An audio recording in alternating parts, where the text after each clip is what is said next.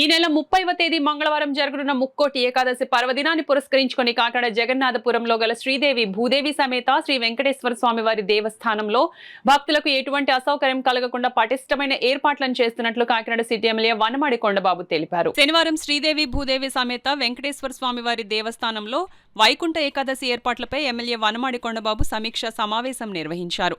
ఈ సమావేశంలో Kakinada city MLA Vanamadi Mukkoti Ekadashi పర్వదిన ఏర్పాట్లపై చర్చించారు. భక్తులకు ఎలాంటి అసౌకర్యం కలగకుండా దర్శనాలు, ప్రసాద పంపిణీ, భద్రతా ఏర్పాట్లు, స్వచ్ఛత తదితర అంశాలపై ప్రత్యేక దృష్టి సారించాలని ఎమ్మెల్యే వనమాడి సూచించారు.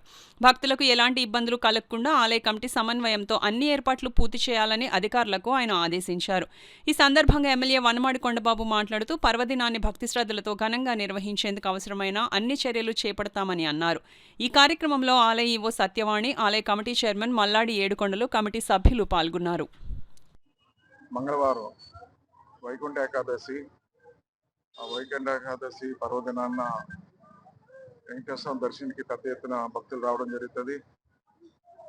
అయితే దానికి ఏదైతే వచ్చే భక్తులను బట్టి ఏర్పాట్లు కూడా ఏ విధంగా చేస్తున్నారన్నది పరిశీలించడానికి ఈవో గారిని, అదేవిధంగా కమిటీ సభ్యులందరూ కూడా మీటింగ్ ఏర్పాటు చేసి ఏర్పాట్లు ఏ విధంగా చేస్తున్నారు, ఏ విధంగా చేస్తే బాగుంటుంది సూచన సలహాలు కూడా తీసుకోవడం జరిగింది. ఈరోజు మనకి కాకినాడలో జగన్నాథపురం వెంకటేశ్వర ఆలయం అంటే చాలా పవిత్రమైన దేవాలయం. ఈ వెంకటేశ్వరాన్ని నమ్ముకుని ఏదనుకుంటే ఆ కోరికలు నెరవేరుతాయి. ఇక్కడ అంత గొప్ప నమ్మకం. అదేవిధంగా ఏకాదశి రోజున అనేక ప్రాంతాల నుంచి పెద్ద ఎత్తున వస్తారు ఈ దేవాలయానికి.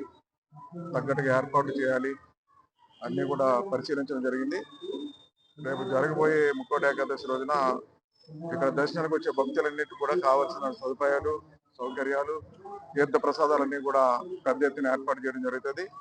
మీరు కూడా భక్తులందరూ వచ్చి సమన్వయం పాటించి దర్శనం చేసుకుని మీ కోరికలు ఏదైతే కోరుకున్నారో కోరికలన్నీ కూడా నెరవేర్చుకుని మీరు సుఖ సంతోషంతో ఆరోగ్యాలతో ఉండాలని మరొకసారి ప్రజలందరికీ కోరుకుంటూ ఈ రోజున ఈ పవిత్రమైన దేవాలయంలో ట్రస్ట్ బోర్డు కూడా నియమించడం జరిగింది. ఈరోజు మల్లాడి ఏడుకొండ చైర్మన్గా, కార్యవర్గ సభ్యులుగా చాలా మంది నియమించడం జరిగింది. వారి ఆధ్వర్యంలో రేపొద్దున కార్యక్రమాన్ని నిర్వర్తించడం జరుగుతుంది.